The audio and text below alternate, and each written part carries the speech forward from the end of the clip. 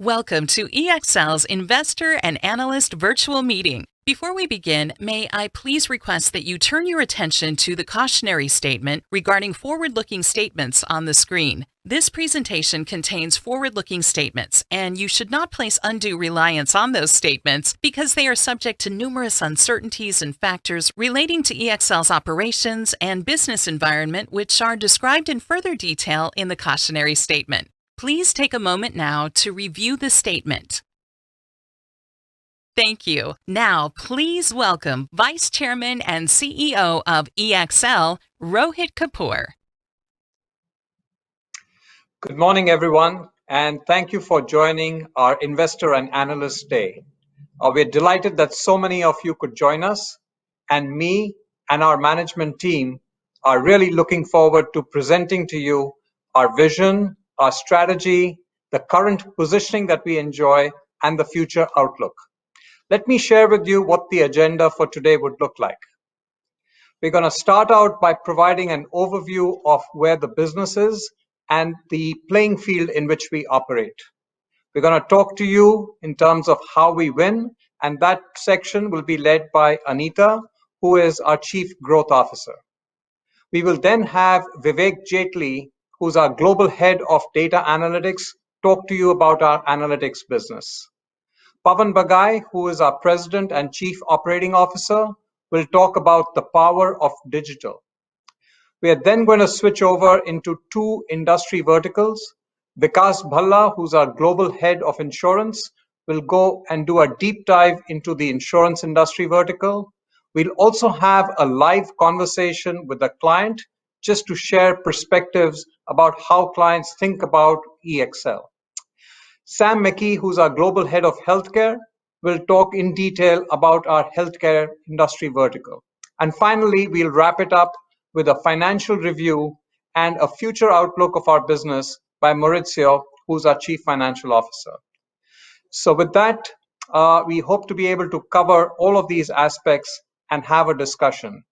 We're going to be talking straight through, and we'll take questions and answers towards the end of this session. So if you have a question, please go to slido.com and enter in hashtag EXL or use the QR code on the screen. And please submit your questions or comments as we go along, and we will address each and every one of these at the end of the session. So let's get started. In my section, I want to cover three things. One, there is an acceleration towards a shift on digital customer experience. What this really means is that every single business today has become a data-led business, and we want to talk to you about how EXL is partnering with its clients to serve them a lot better. The pandemic actually has changed everything. And when we went into the pandemic in early March or April, we were quite unsure about what this might mean. But as the dust has settled, I think we now have a perspective that provides us with a much better insight into what the future might hold like. So what changed is the way in which we shop and the way in which we buy, the way in which we work, the way in which we manage our health and even our lifestyle. Everything has changed quite dramatically. If you take a look at the digital online spending, that's increased dramatically in this time period. At the same time, physical stores still need to be there, and it's really a combination of a physical and an online world that needs to coexist. It's just that the emphasis has shifted over to the online world. Some of the more complex decisions and interactions that were there, particularly in healthcare, that has shifted dramatically into an online and digital world. So today we are much more comfortable having an online visit with our primary care physician, and it's much more safer, it's much more convenient, it's much quicker and much better. And I think this trend is going to continue to stay. The same thing is happening in terms of our work environment. We're using a lot more of online tools and mechanisms. Take, for example, today's call that we are hosting, a completely virtual call. And this adoption of Zoom or Microsoft Teams has just skyrocketed and just changed the way in which we operate and the way in which we work. The same is true about entertainment and leisure. Today, the family unit has become a really, really critical component, and everything is being watched online and in a separate and a segregated space. So, what does this all mean? What it really means is that what we are seeing is that there needs to be hyper personalization. Customers expect services, solutions, and products to be served to them that are in the right context, they are customized for that individual, are served at the appropriate time, and are relevant to them. We also expect this to be done in a very, very much accelerated pace. So there has to be an agile delivery of products and services and solutions that match the expectations of the customer who will take a decision in 60 seconds or less. And there needs to be flexibility in terms of the channel that is used for interaction, whether that be online, whether that be chat, whether that be in the physical world. All of these need to coexist.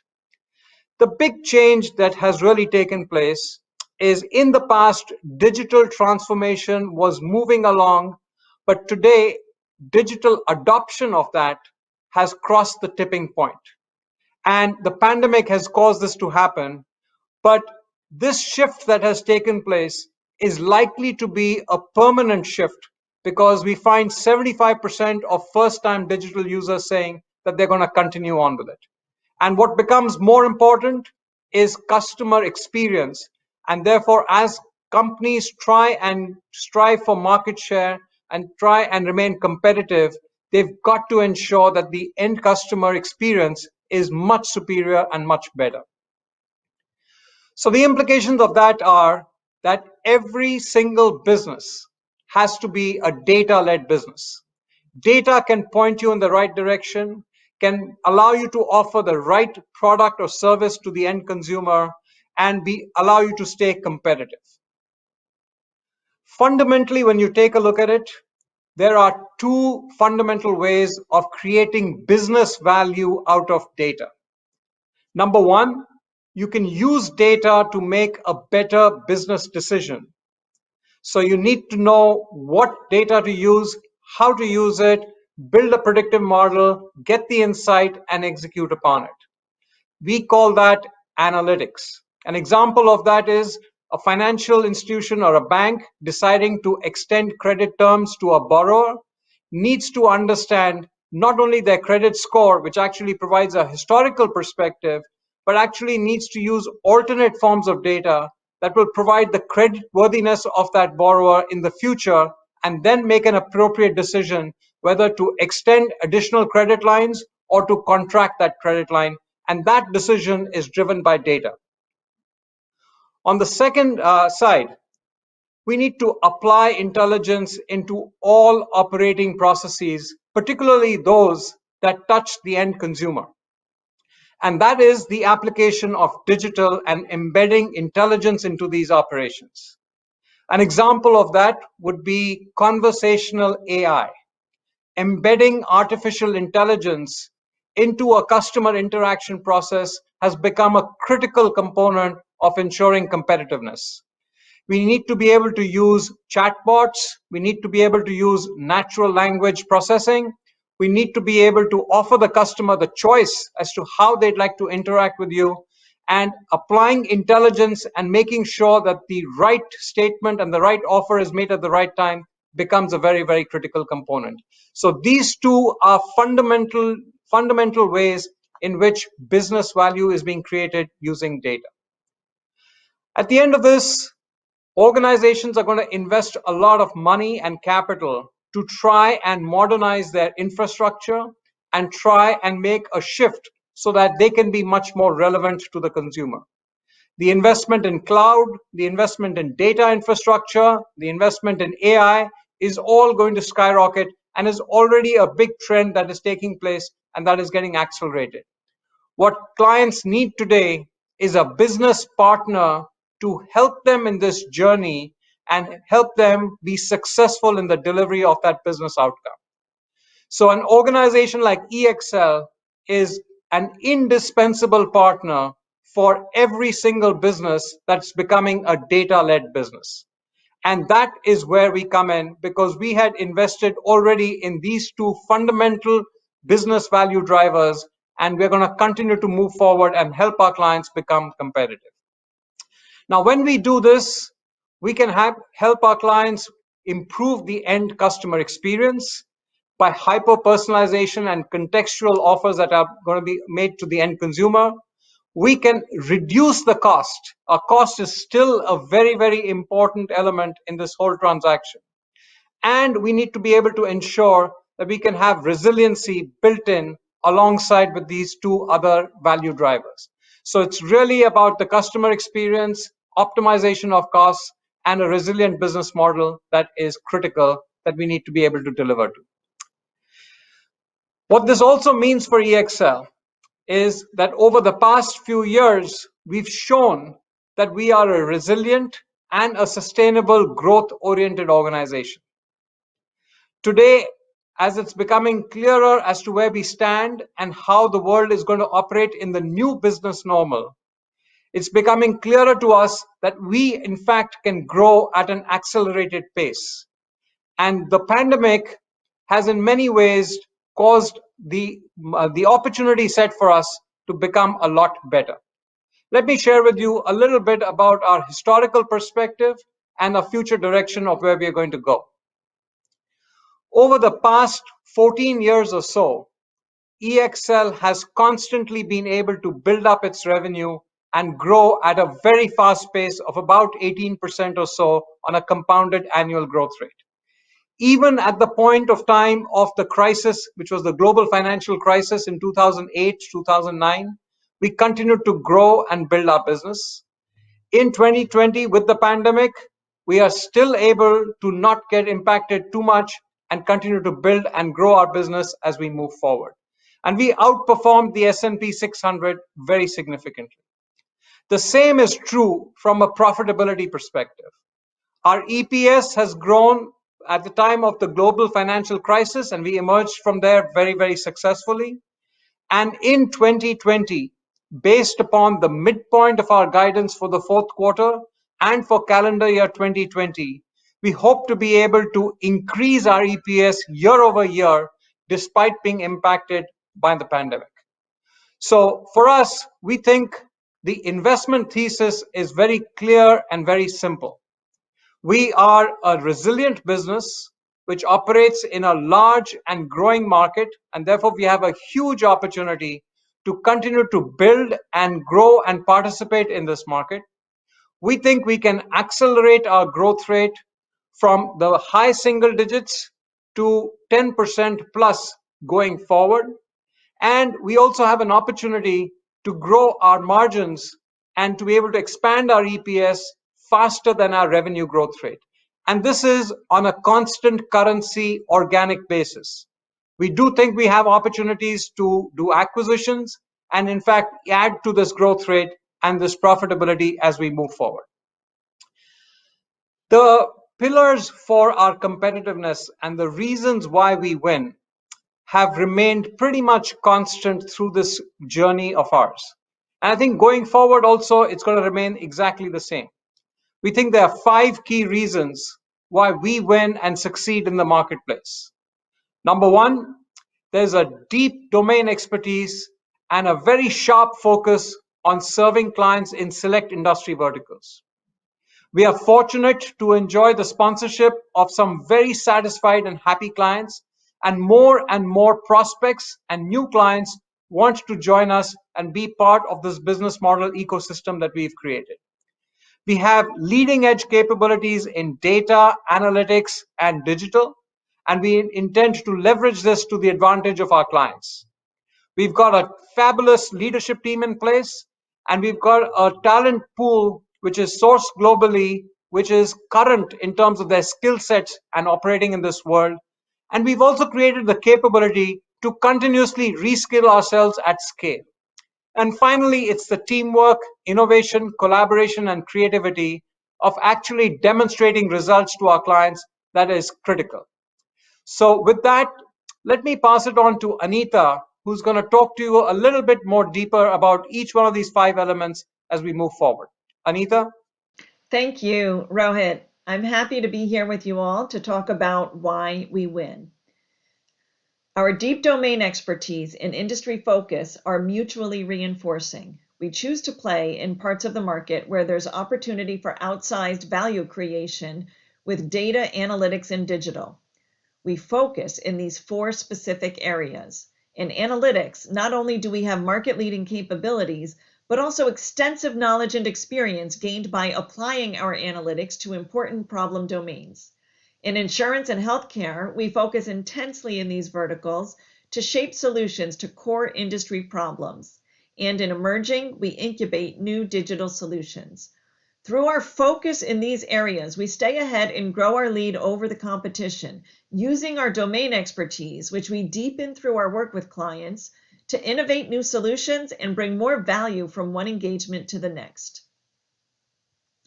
Client centricity is ingrained in our culture, and through our long track record of delivery, we're well positioned in strategic, trusted, and engaged client relationships. We've grown our relationships with large clients and added $23 million plus clients. On the journey of helping our clients modernize for a data-led future, we've grown penetration of our analytics offerings into top clients, reaching 67% adoption.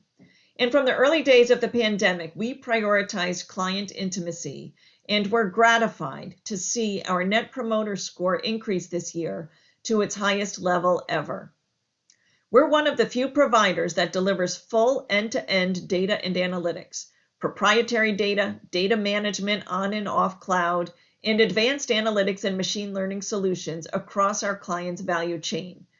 The combination of our leading-edge data science and digital with our deep industry, domain, and process expertise means our solutions are better, our outcomes are better, and our clients do better.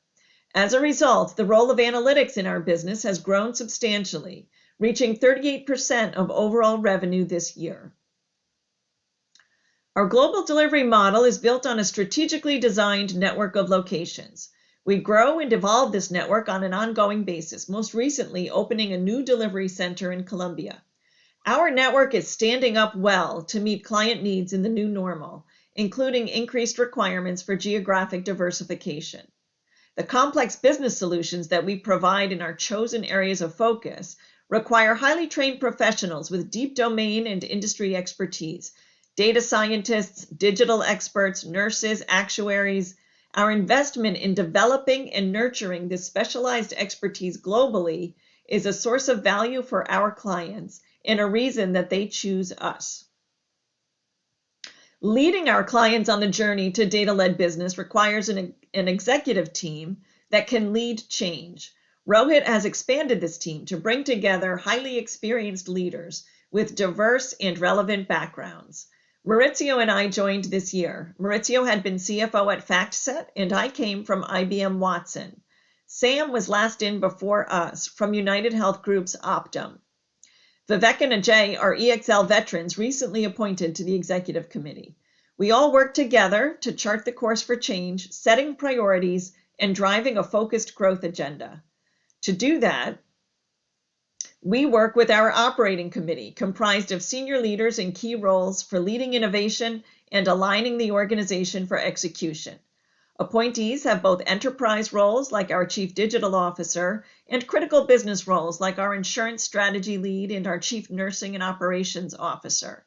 One tool we use to link strategy and execution through the leadership is OKRs, Objectives and Key Results. For us, the power of the OKR is as a rallying point, uniting our teams around the world and helping us drive results. The last of the 5 elements of why we win lies in our people and the culture that has been built over so many years. This is our X factor, our human ingenuity at work. It's creativity rooted in competence and a dedication to client success that's embodied in all that we do. You see it in the speed of innovating new solutions for pandemic problems, like our work to invent a new business continuity solution, enabling work from home in just 3 weeks, and in our work with top lenders on the PPP program. And you see it in the scope of our impact, generating billions of dollars in value for clients and delivering solutions that impact large proportions of the population. And you will continue to see the innovation, creativity, and collaboration in our global future operating model. In our client survey, 3/4 of leaders believe work from home will continue beyond the pandemic. Our collaboration with clients helped us innovate an enabling platform of technology, tools, and processes that we have already been using to acquire and implement new business. We anticipate future benefits in business resiliency, access to diverse talent, and ultimately, an improved employee experience. The 5 factors: deep focus and expertise, growing client relationships, leading data analytics and digital assets, global talent, and our creativity all work in tandem to deliver differentiated value for data-led businesses and to help us win and grow in the market. Now to go deeper on how we drive growth with analytics, I will hand it over to Vivek Jetley, EVP and Business Head of Analytics. Thank you, Anita, and thank you to everyone that's joined us today and spent this time with us. What I wanted to do over the next few minutes is walk you through what is the analytics business for us. Talk to you a little bit about how we've become one of the largest services providers in the space, and how do we maintain a market growth rate, a growth rate that's above the market.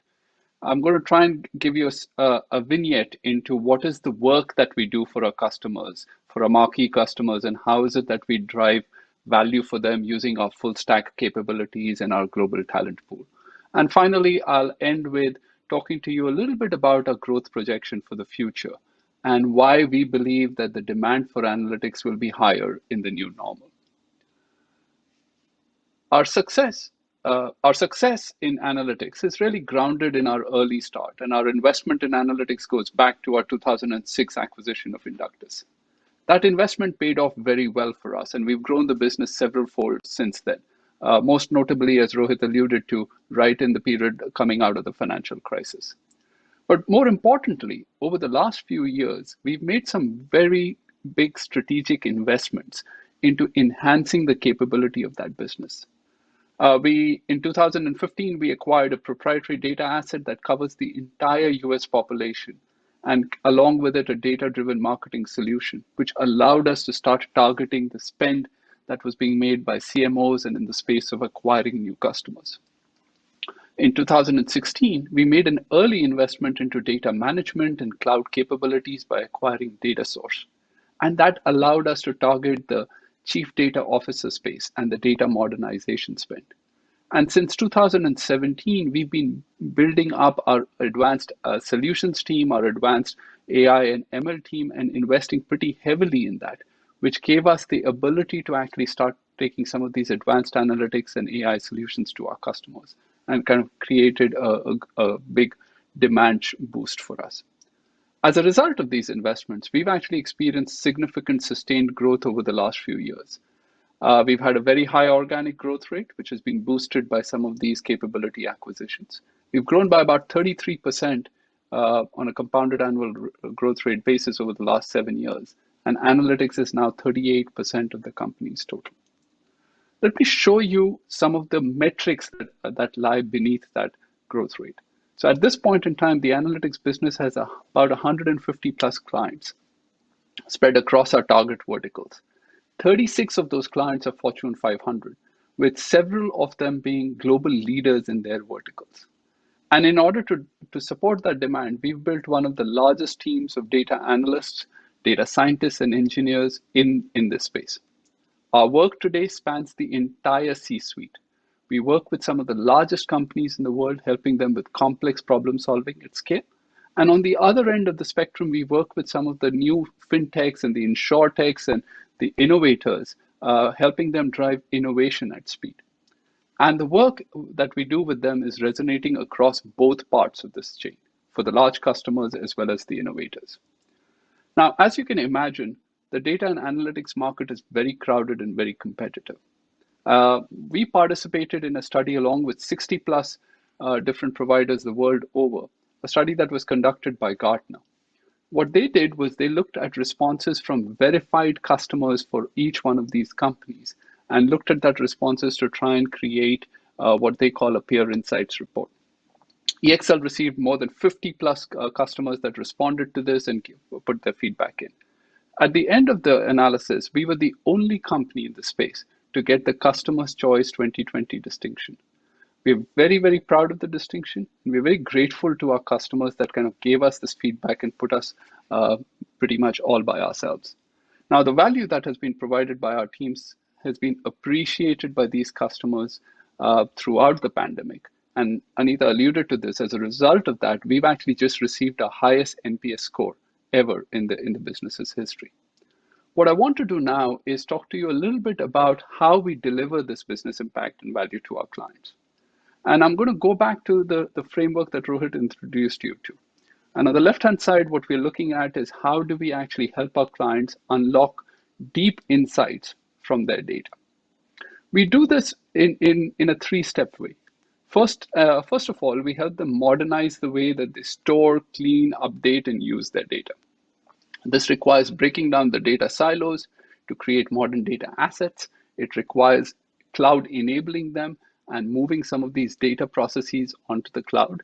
And our teams are helping both with the strategy as well as the implementation of this work. You also then need to enrich the data by combining it with curated external data, by helping customers, our clients, understand how their consumers behave and what is it that they could do to predict consumer behavior and influence it. And there's a huge amount of work that we do in terms of enriching that data. Once the data is all prepared, you need to start actually creating the insights from it. And this is where our services team actually help our clients accelerate and enhance the work that is required in order to produce these insights. We bring in our pre-built accelerators, our frameworks, our infrastructure to help them speed up the way that they build up these teams. And finally, once you've created the insights, you need to actually incorporate it into predictive models. You need to incorporate it into decision frameworks that I can then start driving outcomes for our clients. And this is where our industry solutions teams and with their deep domain expertise start creating offerings for our customers based on that particular insight and creating something that helps them influence the behavior. An example of this would be something where we've actually helped some of our credit risk teams within banks use machine learning and use it in a manner which actually complies with the regulatory guidelines. Now, our capability to clients is relevant across the entire enterprise, and we think that there's a very robust demand for these capabilities, especially as more companies transform into data-led businesses. And what I wanted to do is show you how that demand comes across. Now, what we've done here is shown you the graduation of how demand matures. On one end of the spectrum, we have customers that come to us for foundational capabilities. They're starting their journey into becoming a data-led business, and they need a team, they need a stand-up capability to say, can you come help me build this out? On the other end of the spectrum, you have the very large, mature analytics providers who still require, in certain cases, the industrialization, the automation capabilities to help them become more cost effective. And in other cases, that require the innovation edge to try out new tools and techniques and give them that edge. And we have offerings that cater to that entire spectrum. We measure ourselves by our client impact, and our client impact produces a pretty high return for all of our customers. In fact, the metric we use is we need to produce between 4 to 10x of what a client spends with us in terms of the first year ROI that we produce for them.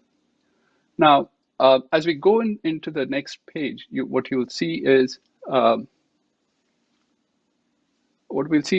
way we drive this demand and the way we fulfill this demand through our talent. That increased demand requires a pretty large number of talented individuals with multidisciplinary skill sets.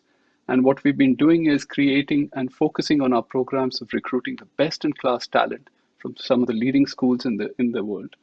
We focused on giving them the best training to train them extensively in specific domains, and then equip them as part of our multidisciplinary teams. And that's when we start deploying them to our clients, and that's when they start driving value. I want to now illustrate the way in which our teams bring some of these deep insights for our clients with a case example. Now, this is a case example that illustrates what we did in the pandemic. As the pandemic took hold in March, it led to an unprecedented lockdown across the world. In the US, it led to the sharpest increase in unemployment and a steep drop in economic activity. All of our clients transitioned instantly from a boom economy into a recessionary mode, tightened lending, cut down marketing activities, and so on. Now, as companies look to manage through the crisis, all of the traditional metrics that they used to look at, like the unemployment rate and so on, were lagging indicators and in a lot of cases were not useful anymore. So what we did for our customers is created a high frequency, granular, data-driven indicator of what the recovery was doing and what was the impact of the pandemic. We identified 50 different variables across consumer behavior, underlying health metrics, government restrictions, business activity, and identified them across all 3,000 plus counties in the US and started tracking them to show what the recovery was doing at each granular level. More importantly, our index became for them a leading indicator, which was better than the traditional variables and started predicting things like unemployment and consumer spending at that granular level. What we were then able to do was use the recovery index to track and predict the recovery for our customers across the US. What you're going to see on this graph here is how the recovery index spanned and changed over a period of time for each county, predicting exactly what was going on in that county, how the recovery was tracking, with the blues being a high recovery score and the oranges and the reds being a low recovery score and a high impact score.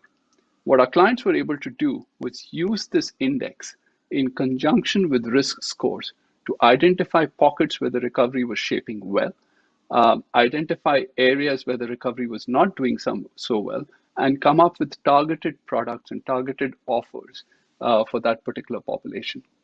Our work actually contributed to the restart of marketing programs for some of the nation's largest marketers and has ended up driving billions of dollars in new consumer spend that we've been able to create for them.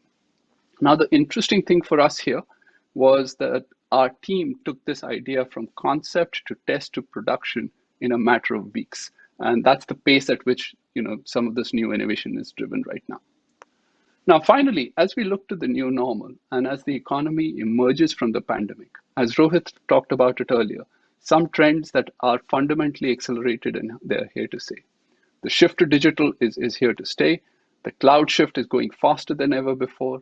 And even companies that were never into the mass customer personalization model are now adopting it whole scale. What we believe is that all of these trends are going to drive an increased demand for analytics. More data-driven decisions, more frameworks on how to incorporate those insights and decisions into processes. And we believe that we are well suited to capitalize on this increased demand. We believe that it will drive an increased growth rate for us over the next 3 years, and we are increasing our growth objectives for this as a result, which Maurizio is going to talk about in the financial section. At this point, I will hand it over to our President and COO, Pawan, to talk to you a little bit more about our digital value proposition. Pawan, over to you. Thanks, Vivek. Morning. So in this session, I actually want to leave you 3 key messages. One is, given the strength in analytics that Vivek talked about, we have actually founded our digital initiative and efforts such that it leverages and capitalizes on our strengths in analytics. Obviously, there has to be an element of technology and automation, and that is most essential. But the key differentiator for us relative to our competitors is the very strong grounding in data, analytics, and artificial intelligence. Secondly, our experience has demonstrated that digital transformation, if executed effectively, delivers significant business impact for our clients, which are far out of proportion relative to their spend with us. And this actually becomes a catalyst to growth in our insurance, in our healthcare, in our emerging businesses. And lastly, digital is likely to be a new revenue engine of growth for EXL. We're already in catalyzing growth in our existing verticals. We're also looking at developing AI-infused solutions off the cloud that would generate independent revenue in the years to come. Digital for us is applying intelligence to operations. Rohit talked about analytics being using insights to generate better business decisions. When we apply intelligence, it's to operations that may have been outsourced to us. It could well be operations that are in-house. It could well be operations that solve significant business or industry problems. In order to achieve this, we have a set of what we call digital technologies, and these encompass data, machine learning, automation, cloud, analytics. Data, we've got a set of proprietary data. We've got access to a swath of process-generated data through our outsourcing operations. We've got partnerships with data providers. So data is one area that we are very well equipped to capitalize on and assist our clients to become data-led businesses. Where we are different in terms of machine learning and artificial intelligence is because of our years of experience in the domains of insurance, healthcare, and some others. We've got ontologies that are contextualized for those particular industry domains. And what that means is that our machine learning models can actually learn faster. We've built some proprietary bots to equip our automation repertoire. We've got partnerships with all the major cloud infrastructure providers, and the analytics is the foundation that we've built digital on. We obviously try to deliver a trifecta impact for our clients, which effectively means improving their customer experience, improving their business outcomes, as well as enhancing efficiency. And in order to do that, we need to integrate with their host systems. We need to transform their business processes. But most importantly, we need to use data to actually re-architect the entire process flow.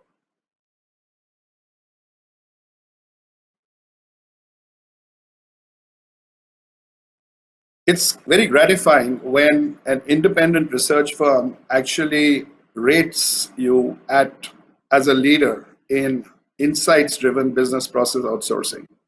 This particular report from Forrester is hot off the press. And what actually I will highlight and draw your attention to is the comment in the middle, where EXL has demonstrated the ability to think both wide, across the scope of a business process, and deep, from data to insight to action and outcome. While we don't work in order to get accolades from the external world, it's gratifying when this does happen, and in many ways is a validation that we are indeed on the right path.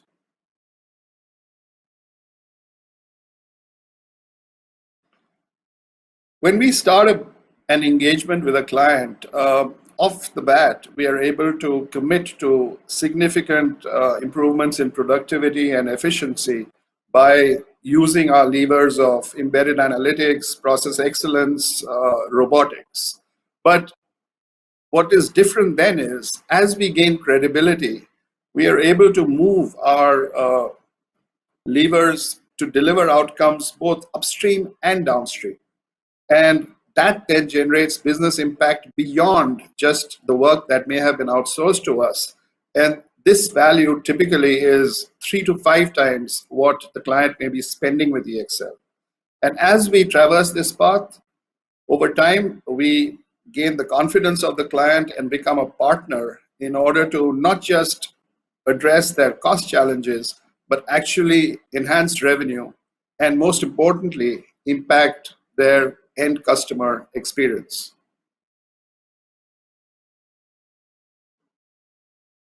An example of a strategic client and the life cycle of what I just talked about. It started off with a pure play outsourcing engagement where we were delivering labor cost arbitrage. But 2 years in, we introduced robotics. 3 years later, we introduced analytics and intelligence. And now we are in the process of infusing AI, conversational AI, in order to truly make a dent in their NPS scores, to satisfy their clients better. And if you look at the numbers on this page, these are benefits that accrue in perpetuity, or at least until the customer changes their system or operating model. These are huge benefits, and it's engagements like this that actually enable us to build the strong strategic relationships we have across our business verticals and also power their growth.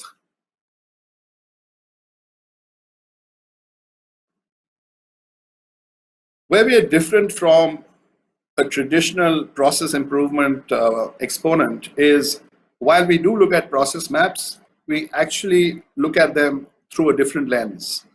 We look for where is data being generated in a process, where is it being stored, and what's being done with it. And our methodology, EXLerator.ai, actually follows the data. We use artificial intelligence and ML to basically extract unstructured data and convert it into structured data. We use data management to convert the structured data into data lakes.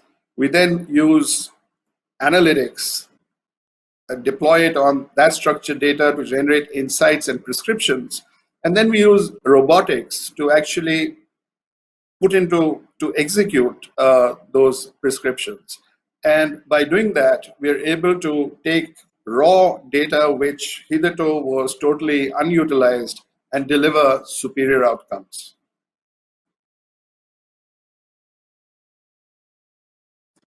We've built a proprietary stack of digital transformation levers, and these have evolved over time.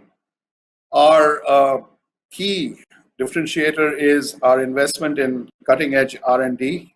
Our data scientists and our automation experts develop these superior digital solutions, which lead to better client impact, which in turn results in higher growth, new business, a broader canvas to play on, and effectively, this becomes a virtuous cycle. I will also highlight that we do have a very closely integrated partner ecosystem, which straddles the major cloud architecture providers, it straddles the major robotics providers, data providers, and specific boutique capabilities. And we work very closely within this partner ecosystem in order to essentially trigger this flywheel of virtue. I'm going to end with two case studies, and I'll touch upon them very briefly. Now, this one essentially talks about a content extraction solution that we've built that is powered by NLP. Here we have a life insurance company that underwrites policies. Attending physician statements are provided by potential customers or existing customers. And these are typically 100-page documents. What the client, the customer, is looking for is, where are their impairments? Typical impairments are, chronic diseases, other ailments. Extracting these from a 100-page document, it's a very, very manual intensive effort.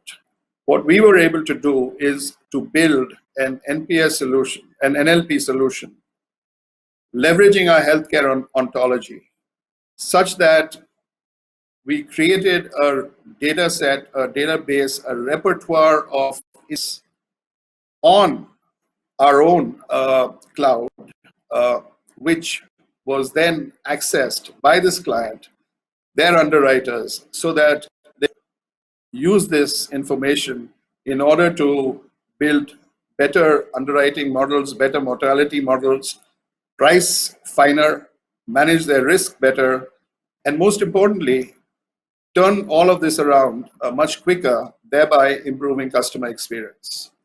The second example that I want to talk about actually is our customized management information assistance solution, as well as our digital command center that we call Nerve Hub.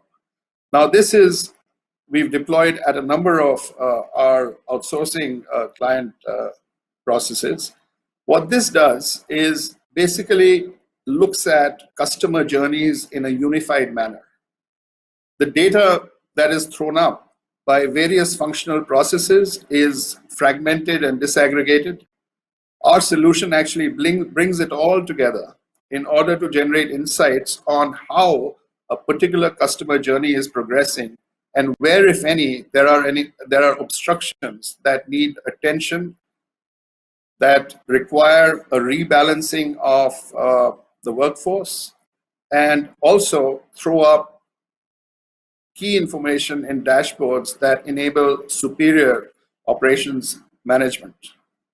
What this does is it leads to better NPS scores, it leads to a more efficient operation, and thereby generates significant business impact in reducing customer churn, retaining customers, generating more revenue. Everything that I've talked about actually is a foundation and engine on the basis of which the 10% plus growth that Rohit talked about is going to be catalyzed. I'm going to now hand over to my colleague Vikas, who leads our insurance business, to further expand on this principle. Over to you, Vikas. Thank you, Pawan. Good morning. It's great to be talking with you today. Insurance is one of the larger business verticals at EXL. So in this section, some of the key messages that we'll be highlighting are: one, that insurance remains a large, underpenetrated, and a fast-growing market, and that gives us significant headroom for growth. Two, EXL is a leader in operations management and analytics, both in property and casualty and life and annuities at a global level. And three, with this accelerated move of insurance companies to become more data-led, as we've been talking about, EXL is uniquely positioned in insurance with end-to-end capabilities. So let's first talk about the market. Now, insurance is a large market for operations management, data and analytics, domain platforms, and digital. And these are the four services that EXL offers. For these four services or solutions, the current size of the outsourced market is about $34 billion US, growing at about 7 to 8%. And analytics, which is a key focus area for EXL, is growing faster at 10 to 15%. Having said that, if you look at the total addressable market, which is difficult to estimate accurately, but it is significantly higher, as potentially a large part of the expense ratio for insurance is a potential market for organizations like EXL. Let's switch to capabilities. In insurance, you can think of our capabilities as fairly end-to-end. And it is end-to-end in three dimensions, three critical dimensions of product line coverage, which is insurance product line coverage, value chain coverage, and services coverage. For product lines, we are a leader in all product lines in both property and casualty and life and annuities. Particularly disability and group, I'm just calling out, which have been later pursuits for EXL, but we are already a leader in that too. In the insurance value chain, we covered the complete value chain from new business and underwriting to claims. Now, historically, our focus was more on the claims and the admin side, which meant that we were playing more on the cost side for our insurance clients. However, over the last few years, as a strategy, we have started focusing much more on the revenue side, which is new business and underwriting, and we've made both organic and inorganic investments to do so.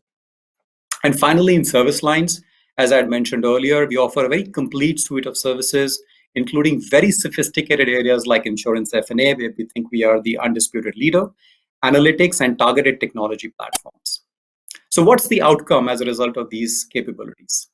as recognized by our clients and the industry at large. Now, all analysts which cover the services for insurance industry, including analytics and BPO and platforms, they place EXL very favorably in their assessment of the provider landscape.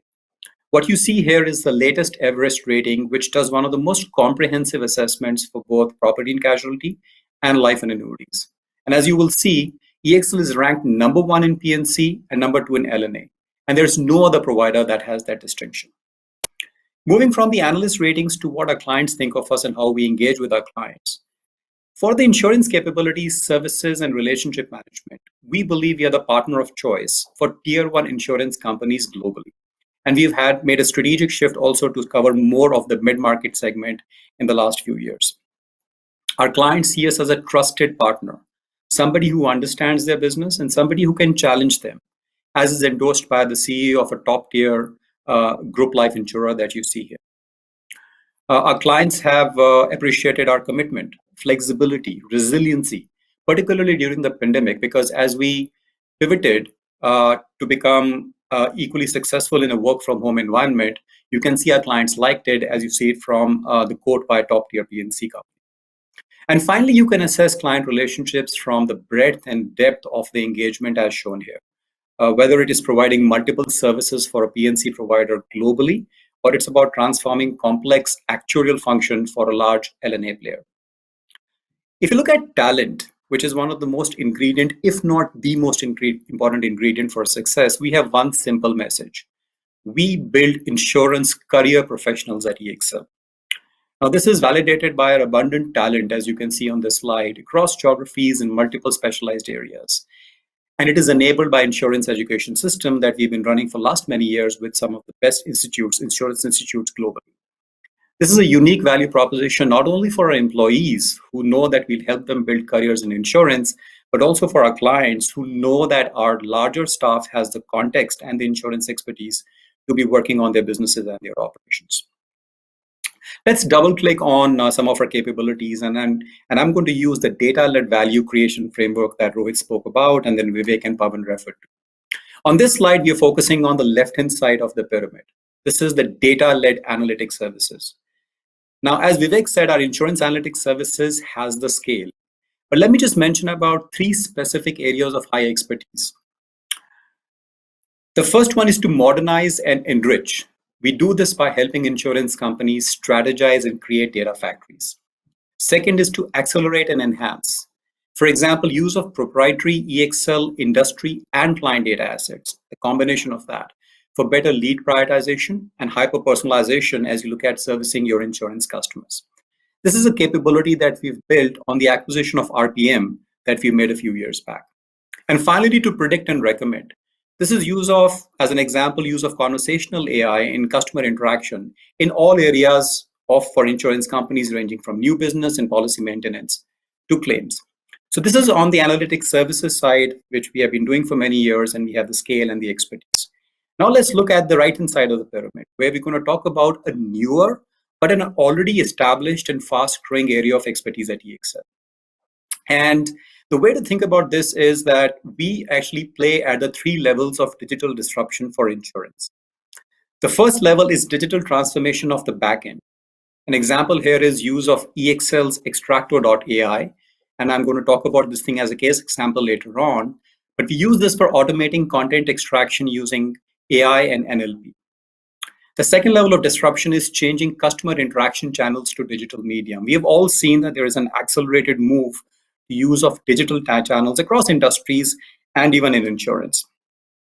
And here is where we are facilitating our insurance clients to be able to do so. An example is the EXL Life Pro Digital Suite, where we actually have a digital customer onboarding and underwriting engine in the life and annuities insurance. And I'm going to talk about that also in a little bit more detail. And finally, level 3, which is using data to make decisions rather than depending on gut feel or historical knowledge or customer interaction. How do we use multiple data sources to make decisions? So for example, EXL is using proprietary and industry data flows to help insurers take underwriting decisions in what is known as data-driven underwriting. So like I said, now let's double click again on the first 2 through a couple of case studies. The first case study is where we are actually helping a top-tier global broker in backend automation. And let's use an example of claims. Now, the claims engine can be fairly integrated and automated, but it still needs those manual interfaces with different kinds of documents, which is a huge manual effort. And documents could be emails, phone calls, written documents, forms, structured, semi-structured, and so on and so forth. And these could be in sub-functional areas like first notification of loss assessment, and so on and so forth. And what's the result? The result is a very high cost. You have quality issues. And more importantly, the final customer experience is very clunky, because if you think about it, they do have the digital interface with respect to claims, but because the backend system has got these huge manual interfaces, you get a digital interface, but not necessarily a digital experience.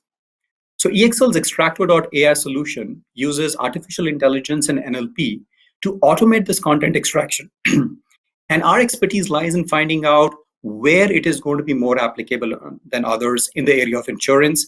And in those applicable areas, we've been able to generate huge cost and turnaround time reduction. The second example is from a different company, which is really a market disruptor. And this market disruptor has entered the UK market about 2 years back. Now, in the UK life and protection market, which is financial advisor led, there are two big challenges. The first is for a new customer, a new potential policy holder, the time it takes to go from quote to policy can take days. And because it can take days, the experience is not very good, and you can always have a competitor coming up with a better offer. And the second is that if you want to launch new products into the market, as the market is dynamic and you need to tweak your product features, you need significant code writing, both on the policy admin and the underwriting and new business side, and that product launch can typically take months. Now, what we designed using our digital technology stack, which is a LifePro digital suite, this enables a low-code, highly configurated system with digital customer onboarding journey and an automated underwriting engine. So if you think about it, it's low code, it does not need a lot of code writing. It is digital customer, so the customer gets digital experience, and it's got an automated underwriting engine. And what's the outcome? Now the policy issuance can happen in minutes rather than days. New product launches can happen in days. And frankly, most importantly, there's a significant productivity improvement for the financial advisor. So as I took you through the journey that we've had in insurance and how we're looking at the future, I would like to iterate the three key points that we started with. Number one, insurance remains a large, growing market. Number two, EXL is a leader in operations management and analytics, and increasingly in digital in insurance. And number three, with insurance companies becoming more data-led, we are uniquely positioned with our end-to-end capabilities. Okay, thank you, Vikas, and good morning, everybody. I'm very pleased to have a privilege of discussing our healthcare business with you today. And please allow me to add my gratitude and appreciation for each of you for joining us today to talk about EXL. For the next several minutes, as I talk about our healthcare business, I'd like you to keep three main ideas in mind. First, as all of you know, the healthcare market in the United States is very large.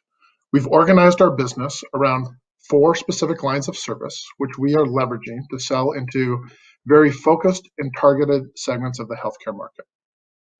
Second, we've built a very resilient business model in healthcare, and we have developed expansive industry solutions that are built upon the data-led business model, which we have been discussing with you today.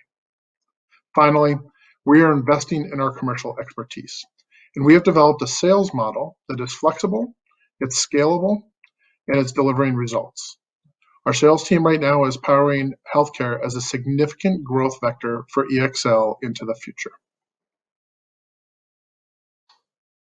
Over the past several years, EXL has made significant investment in our healthcare business, and that investment is paying dividends. In 2017, we expanded our operations work into end-to-end utilization management. In 2018, we acquired CO Health Analytics, bringing us greater scale and capabilities for our data and analytics business, as well as significant industry solutions around payment integrity and risk adjustment. In 2019, we pivoted towards digitally enabled solutions. We also focused on services which deliver greater value for our clients. And finally, this year in 2020, we launched our EXL Health brand, with a specific focus on human ingenuity as the key, which helps us bring together our data and analytics, our technology, and our domain expertise to solve our clients' most complex problems.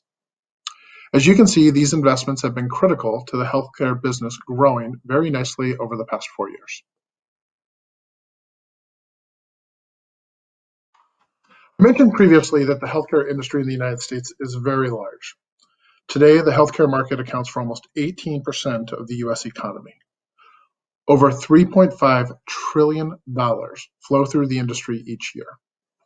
Now, most of those funds eventually make their way to providers who deliver care to over 340 million people. So the sheer size of the market demands that companies who compete in the market be very focused in terms of what they're doing. At EXL, we've chosen to focus on the healthcare services and technology segment of the market. The healthcare services and technology sector of the market is about a $275 billion segment of the healthcare market. The addressable market that EXL is pursuing represents about half of this market segment. This market segment continues to grow faster than the healthcare industry as a whole. When you looked at the healthcare services and technology market pre-COVID, it was growing at an 8 to 10% annual growth rate. Now, with a lot of industries, the growth rates have slowed as the pandemic and COVID-19 have accelerated over the past year. But growth rates for this market are still at about 6 to 8%. And as the vaccine takes hold and we start to come out of the COVID pandemic experience, we expect growth rates to return and actually increase slightly to 10 to 12% as some of the capacity that hasn't been consumed over the past year makes its way back into the system. At EXL, we have spent a lot of time studying the healthcare services and technology market. We've chosen this market very carefully, and we are laser focused on executing in the parts of the market where we believe that we can grow and grow faster than the market overall. We've chosen 4 key customer segments that we want to focus on. We work with payers, pharmacy benefit managers, providers, and life sciences companies.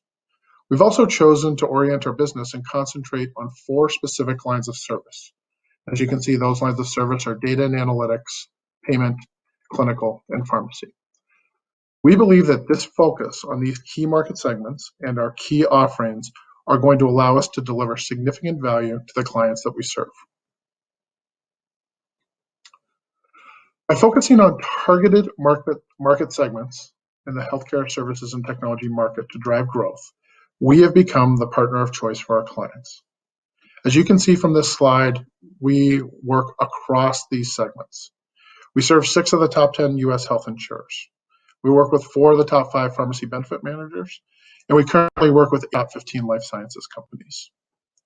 Further, we've developed a portfolio of over 125 healthcare clients, which are giving us access to over 260 million unique lives and the data that comes with serving that many unique lives. The power of this business model is really illustrated by our clients and how they work with us here at EXL. I particularly appreciate the comment by the Chief Network Officer of a client of ours who runs their healthcare services provider part of their business. She recently said, EXL empowers us to deliver complex and technical solutions which we need to exceed our customers' expectations. This is exactly what we want to do at EXL Health, leverage the power of human ingenuity to help our clients solve their most complex problems. Fortunately for us, it's not just our clients who are recognizing the value of our good work. We're very proud of the industry recognition that we have received as well. And as you can see, several of the industry's top analysts have recognized EXL for our work in data and analytics, risk adjustment, care management, and business process transformation. To achieve these great results, we've also focused on attracting some of the industry's best talent to complement our existing EXL leadership.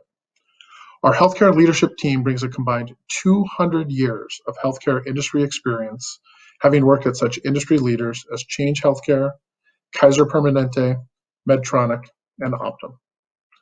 This leadership team has the privilege of leading some of the best talent in the industry. Our talent includes over 6,000 healthcare professionals. We have almost 2,000 licensed clinicians. We have over 500 data scientists, and we have 300 clinical coding specialists. This amazing group of healthcare professionals is focused on creating data-led, digitally enabled industry solutions. We spent a lot of time today talking about our data-led business framework. And the data-led business framework is what we are building all of our industry solutions upon. For this data-led business framework, we are leveraging intelligent operations, deep analytic insights, and a global operating model to deliver our solutions and to create exceptional value for our clients. As I mentioned before, we're very focused. We're focused on 4 specific areas to drive growth. And I want to give you a bit of an example of some of the industry solutions that we're developing in these areas. In data and analytics, we've created solutions such as risk adjustment and population health. In our payment services business, we've created solutions such as payment integrity. In our clinical services business, we've built solutions around utilization management and care management. And finally, in our pharmacy services business, we've built out, among other things, our specialty pharmacy audit solution. What all of these industry solutions have in common is that they focus on large, significant problems for our clients that impact not only their revenue growth, but also their ability to generate significant returns for their clients and for their investors. The best way for me to show you this is to talk about a case study. And I'd like to spend the next few minutes discussing an example which illustrates everything that I've been talking about so far. This case study is about a large national payer client of EXL's. This client historically did a little bit of work with our legacy EXL business, but they also did a good amount of work with CO, which we acquired back in 2018. At the time of the acquisition of CO, this client's revenue was flat to declining with both organizations. We realized that we had some significant work to do to turn that around. And over the past 2 years, we have focused on engaging C-suite leaders at this client, and we have educated them about our data-led business model and all of the different industry solutions that we could bring to bear to help them solve their most complex problems. But most importantly, we stepped back, we slowed down, and we listened to our client. We listened to them describe the problems that they were having with overutilization. We listened to them describe the problems that they were having with high-cost claimants. And we listened to them describe the problems that they were having with overpayments. Fast forward 2 years, and as you can see, this payer has become EXL's 3rd largest client. Highlighting the strength of our business model, they currently purchase 12 different solutions from EXL, coming across all 4 of our lines of service. This past year, they gave us one of our highest NPS scores, and we estimate that we have delivered over $1 billion of value to them. Most significantly, this client provides EXL with a roadmap for what is possible when we apply human ingenuity and collaborate with the client to help them solve the most complex problems. The concept of human ingenuity is very important to us at EXL, and I talked about the roadmap around what the art of the possible looks like. This is what that roadmap looks like to us. When our people bring their best innovation, their best collaboration, and their best ideas to our clients, we are able to unlock tremendous value on their behalf. When we combine our domain expertise with our data-led business framework, we create value in many ways. Some of the ways that we do this include optimizing revenue, improving quality of care, reducing unnecessary healthcare consumption and spend, and finally, enabling value-based contracts, which is increasingly becoming more and more important to both our payer and our provider clients. Finally, the reason that we are doing all this, why we're focused on human ingenuity and why we're focused on becoming a client-led organization, and what our destination in our roadmap is to make healthcare into a growth vector for EXL. When I began my discussion, I shared with you how large the healthcare market is and how important it is for us to be focused. Over the past several minutes, I've talked about our focus on industry solutions and how our focus on developing and selling industry solutions into the market is accelerating our growth strategy. These solutions are enabled by key capability investments that EXL is making in the areas of product management, digital enablement, which was so eloquently described earlier by Pavan, and commercial excellence in our front-end team, with the upskilling of our client executives and sales leaders to focus more on consultative selling and on understanding our clients' most complex problems. When you put all of this together, we expect above-market growth for our healthcare business. We expect earnings to continue to grow faster than our revenue, and we expect continued improvement to our return on invested capital. Thank you all very much for your attention so far and your interest in EXL and our healthcare business. Now I'd like to pass the presentation along to my colleague Maurizio, who's going to describe our financial performance. Thank you, Sam, and I want to welcome everyone to Investor and Analyst Day. In my financial review, I'm going to cover three areas which will be the takeaways for you for our financial review. One is going to be, I'm going to talk about our accelerated revenue growth. Two, I'm going to talk about our margin improvement opportunity that we have going forward.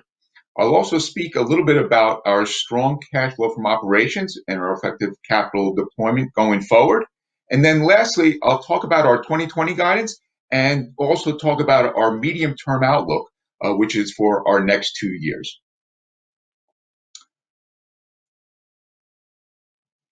When you take a look at our performance over the last 3 years, we have consistently driven financial performance very well since 2017.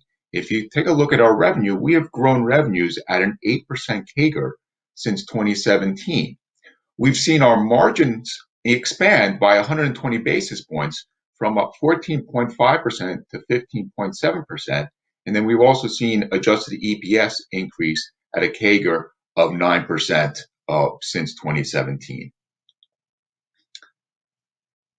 When we take a look at when we go through our financial growth model, there's really three areas that we want to cover and take a look at. One is our revenue growth, which is really being driven by analytics, and you'll see that when I go through a number of additional slides. We also take a look at our margin expansions because we're really focused on growth and also profitability. And lastly, we're focused on EPS growing faster than revenues.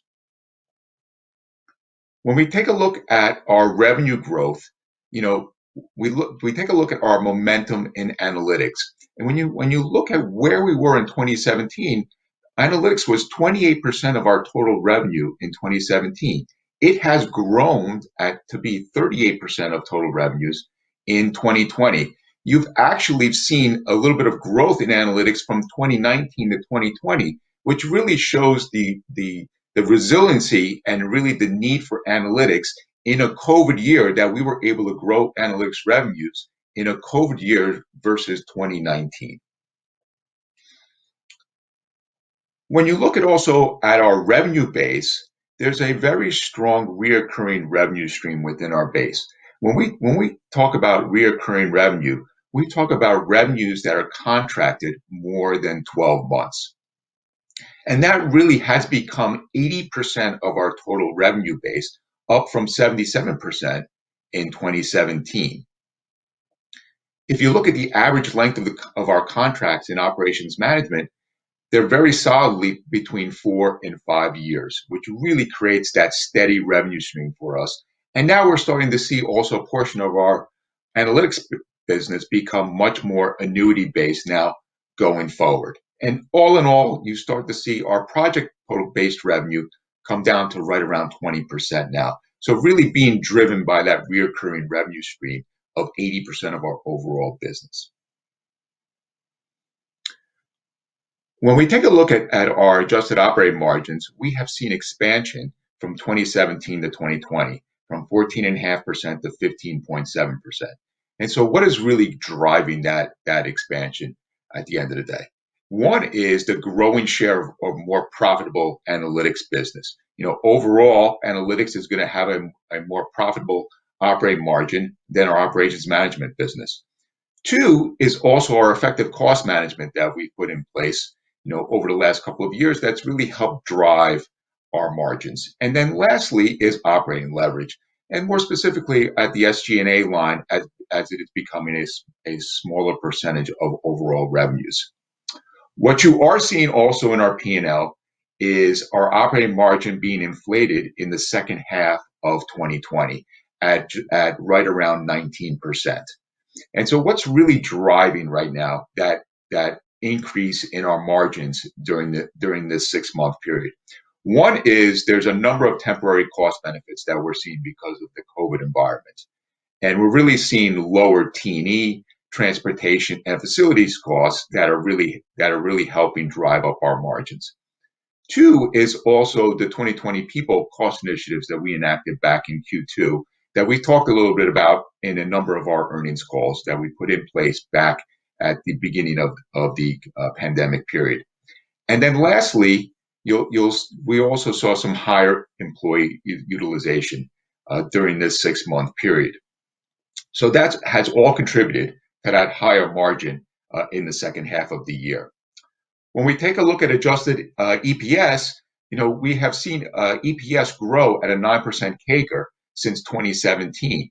And really the two big drivers of that is our revenue growth, which I just talked about at an 8% CAGR, and then also our AOPM improvement from 14.5% to 15.7%.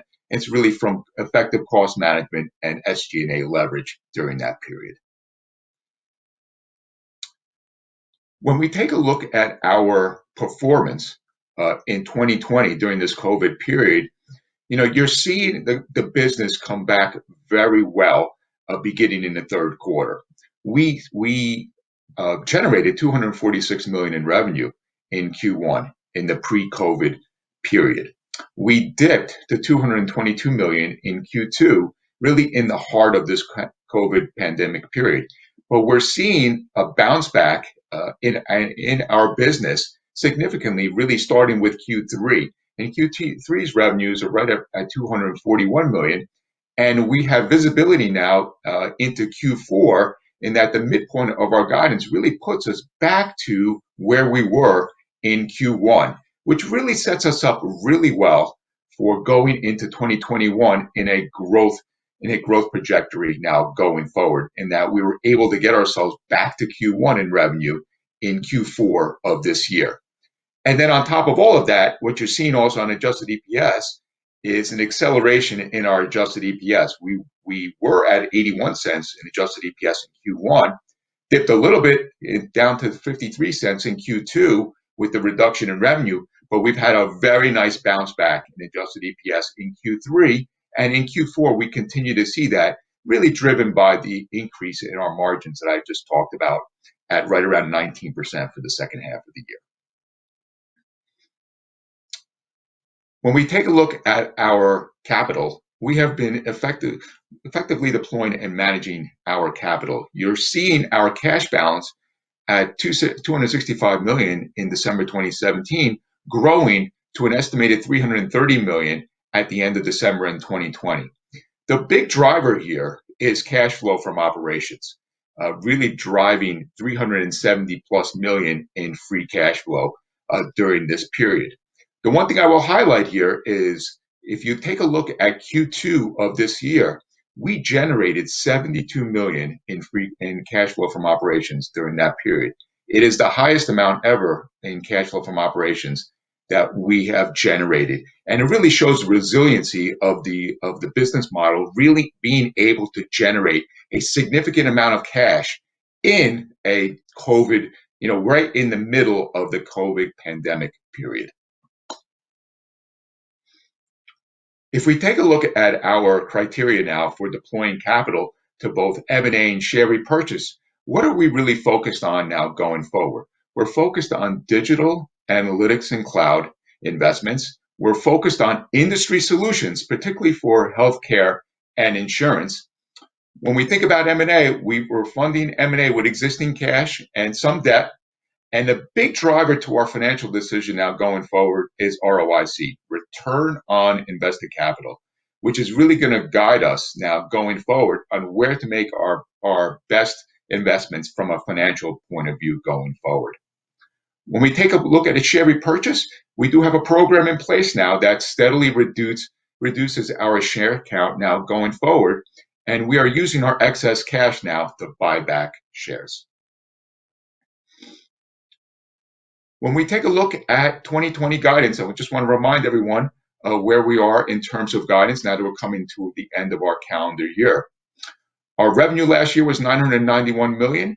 This year, we're the midpoint of our range is $954 million, which is just a 2 to 3% decline on a year-over-year basis in the middle of this pandemic period. And this, keep in mind, this incorporates a little bit of a trough in Q2, but we've come back very nicely in Q3 and Q4. But also, when you take a look at our adjusted EPS, we've been able to grow EPS between 10 and 13% since the prior year period, which really shows the resiliency of our business model and the opportunity to really be able to reflect some increased margin during 2020.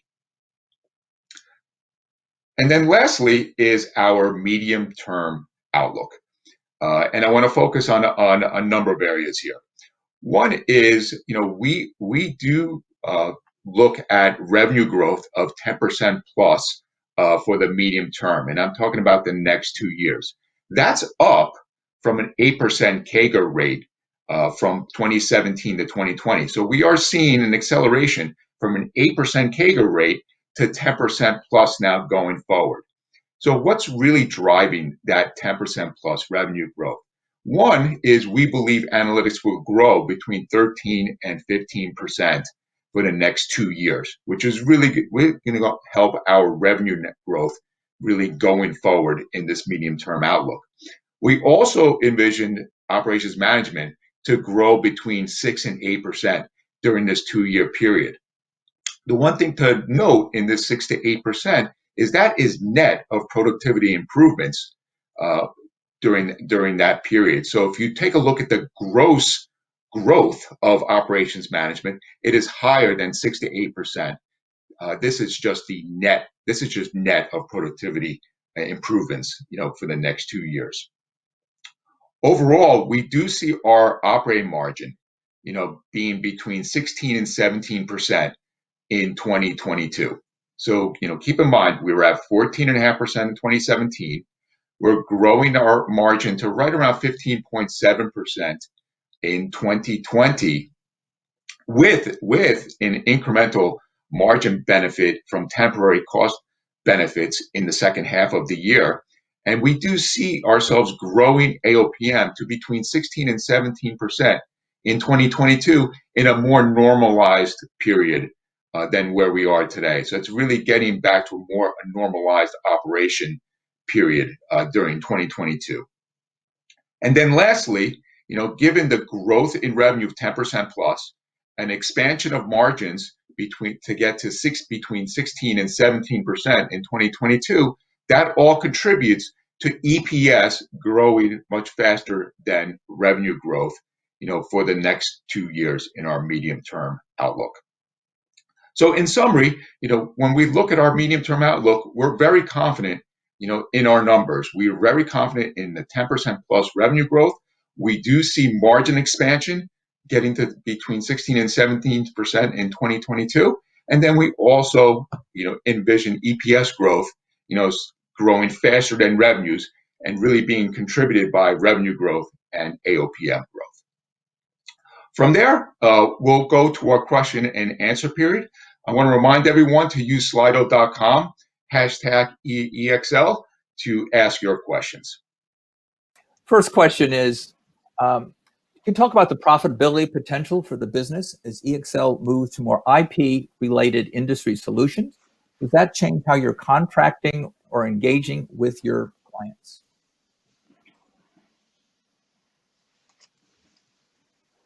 I guess, Steve, I could offer a couple thoughts, and then I think some others may want to weigh in. I would say it does bring us the opportunity for more value-based pricing as we incorporate more of our AI-driven solutions in our end-to-end solutions for our clients. So this may take the form of subscription-based pricing, but it likely be wrapped up in a larger end-to-end value proposition for a client's particular need. In regard to engaging and profitability, I do think we'll get more leverage as we're able to put and marketing effort concentrated on these IP solutions. And so there is opportunity to improve margin as we go.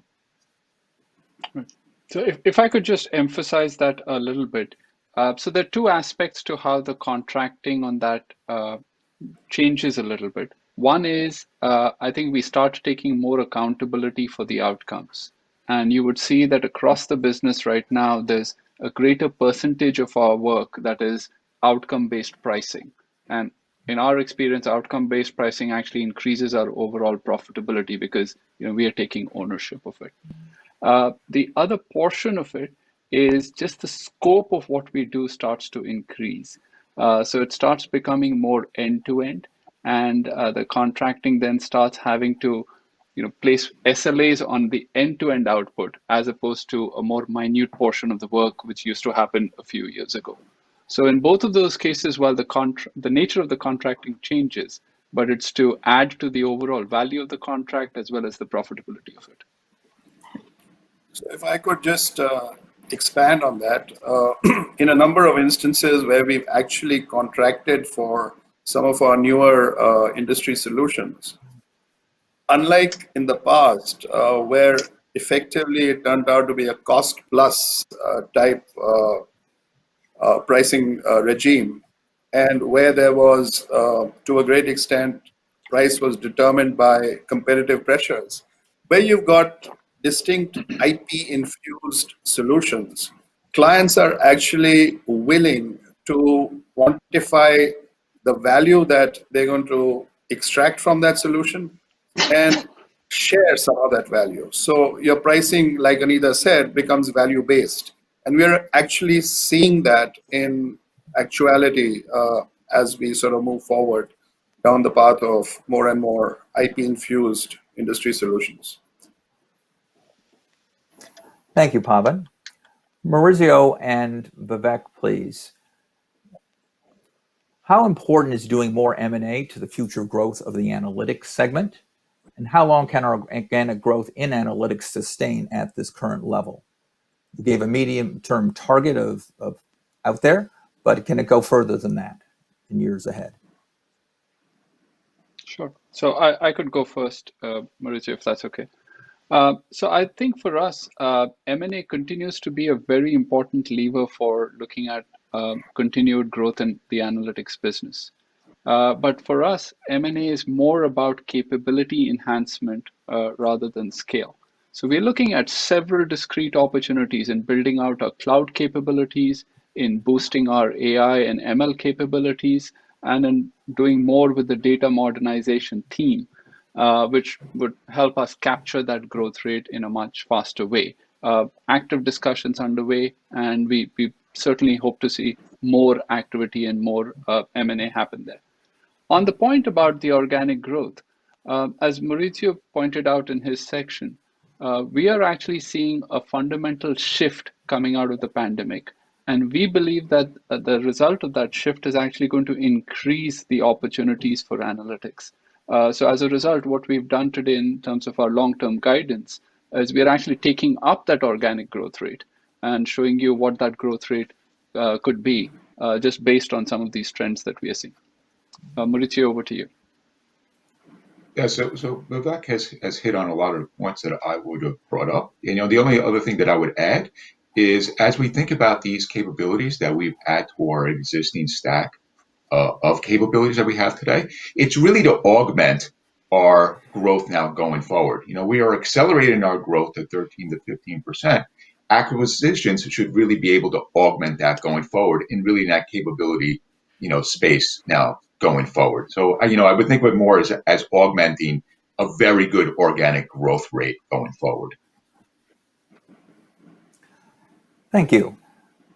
Can you talk about, please, what's the revenue model for digital and data-based services within operations management? How large is it?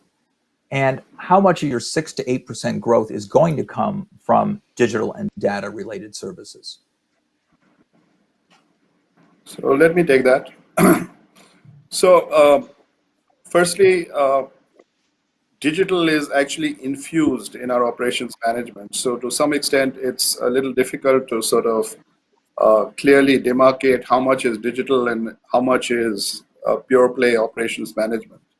But I will say that digital plays a key role in winning new business and growing new business.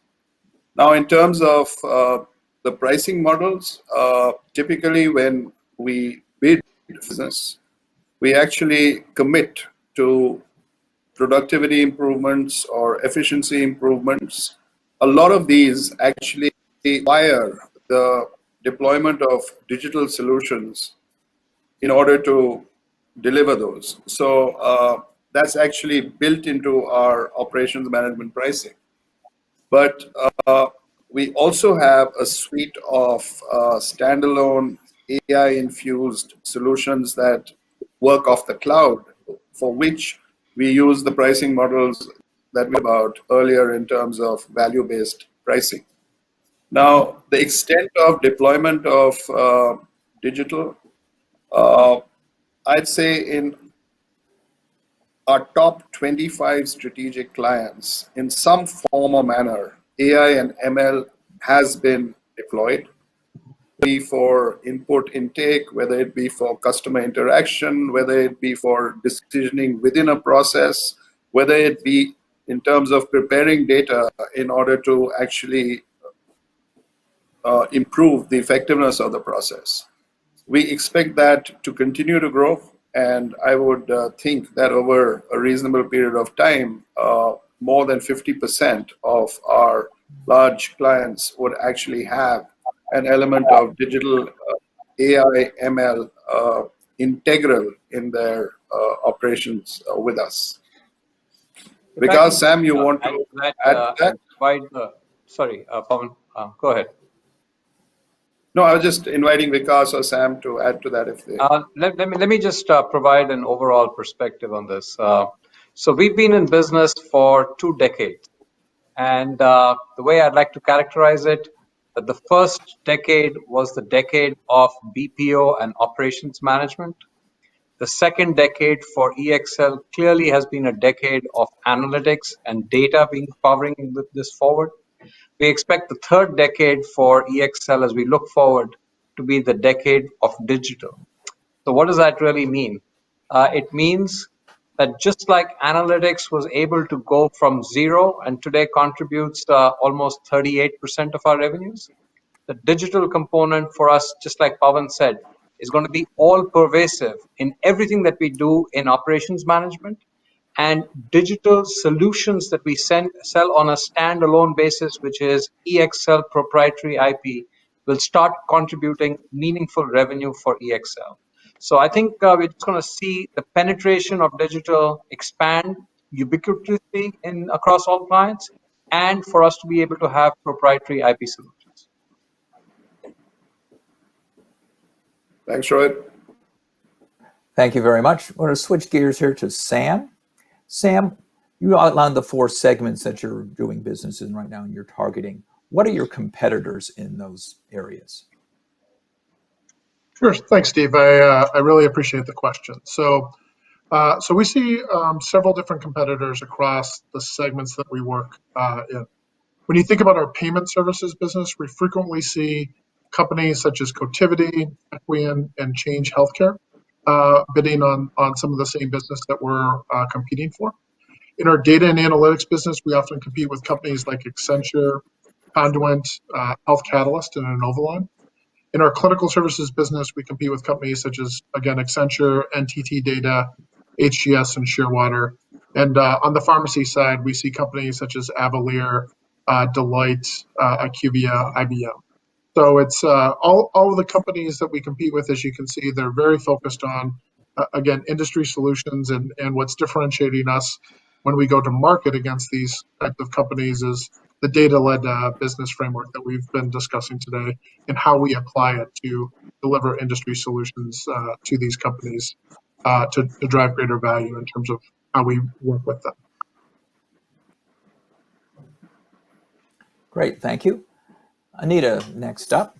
Can you talk about our sales force? I know we have hunters and farmers. How are they deployed out there, and how do the salespeople sell analytics as a cross-selling into some of our our strategic operations management clients?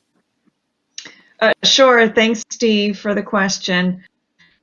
We are organized to meet our clients where they are on their side of the partnership. So that means with our strategic clients, we have dedicated folks working with them, not only to make sure that we're delivering that we've already committed, but to penetrate new and to expand those relationships with more analytics and digital, as we heard about today. We also do have a dedicated sales force focused on bringing in new clients, which we have been able to do even through this pandemic period. And we've been expanding lately to help scale the impact and bandwidth of both of these teams with additional bid and proposal, capture management resource, and sales enablement and solution architecture and design. Thank you. Great. As a follow-up to that, earlier this year, there seemed to be a pause in some of the large deals that were happening in the market as everyone was dealing with COVID. Has the large deal pipeline been thawing a little bit? And this question will be for Rohit and Anita, I think. Sure, I'll start and turn it back to Rohit. So we've certainly seen progress on many large deals in the pipeline.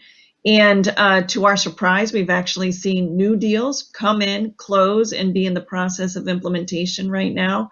But certainly within some of the opportunity spaces, folks have had to rethink their plans, and they may be moving forward with a smaller scope in the short term as they continue to plan their longer term strategies.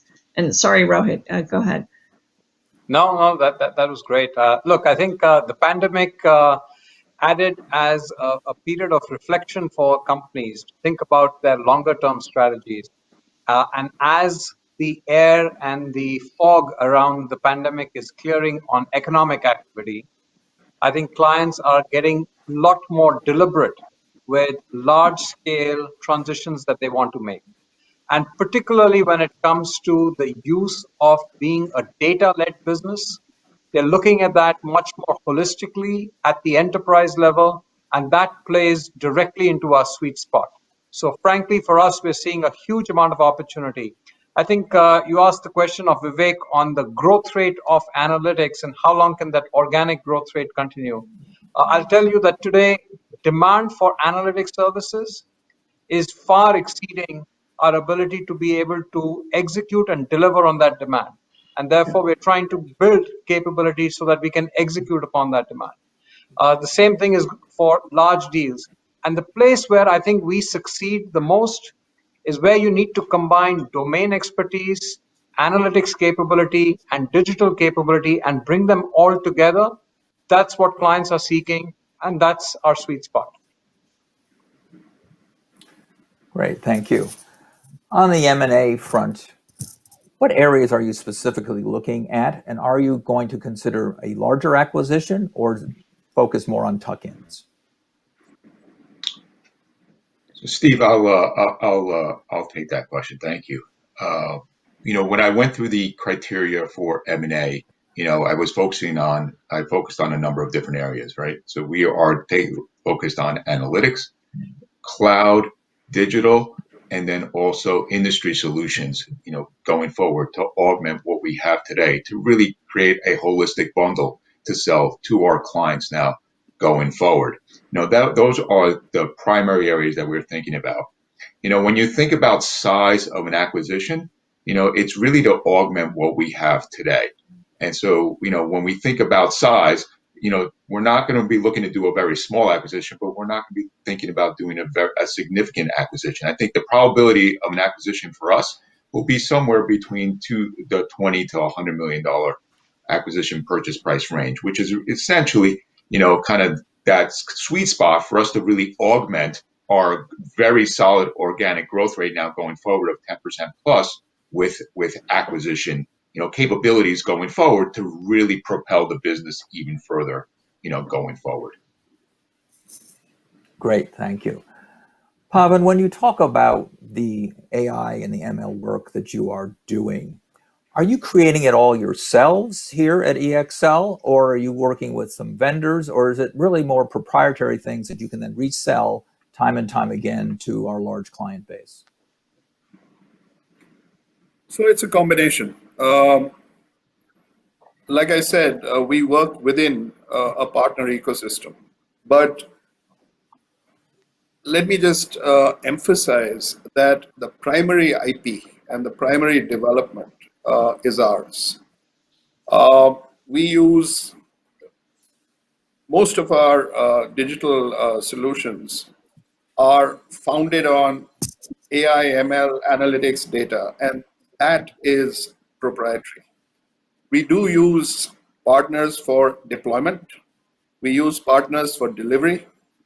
We do use some robotics partners to create the core bot, but we overlay that with a cognitive layer where we capitalize our domain expertise and our analytics capabilities. So the way to think about how we make this work is at the core, where the most value is generated, that is ours. But surrounding the concentric circles around that core, we do have a very able set of partners that we work together with. Great, thank you. The next question for Maurizio here. We're about wrapping up shortly. You talked about the margins that EXL is going to strive to get to 16 to 17%. Is that really just a function of analytics getting bigger and the margins there going up, or is it a combination of other factors? When you take a look at our margin improvement, a piece of that is analytics. Inevitably, as analytics grows faster than the overall rate of EXL and has a slightly higher margin than operations management, then yes, it is a contributor to our margins. But also, what we have seen is a number of cost initiatives that we've put in place that will help us benefit us now also going forward. And so both of those, in terms of additional analytics revenue, helping our margins, some cost initiatives that we've put in place, and also a bit more on leverage now, cost leverage going forward that I talked about a little bit beforehand on SG&A expenses being a lower percentage of total revenues. All of that contribute to that incremental margin expansion when I talked about being at 15.7% in 2020 to getting to between 16 and 17% in 2022. Great, thank you. We're basically running out of time here. I want to thank everyone for participating. A copy of the slide deck will be available on our website today, and then later on today, early tomorrow, will be a replay of the event you just witnessed here. Rohit, back to you for some final closing comments, please. Thanks, Steve. And thank you, everyone, for joining today's Investor and Analyst Day. We really appreciate so many of you logging in and listening to us. Hopefully, you got a much better perspective into EXL's vision, our strategy, and our future. I just want to close by saying we had built up terrific momentum in terms of our growth and profitability as we exited 2019 and we entered 2020 very, very strongly. Then the COVID pandemic hit and we got impacted pretty much like everybody else in the second quarter.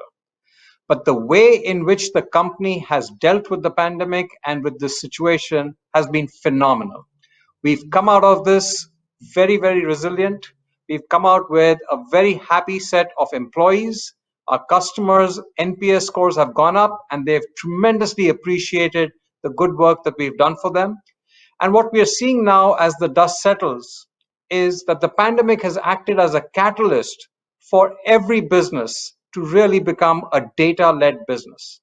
And the opportunity for us to grow profitably in the future has become even better. So we are excited about the future in terms of building out our analytics business and our digital and intelligence-infused operations management business. We look forward to continuing to execute and build our franchise. Thank you so much for joining, and we'll be in touch soon.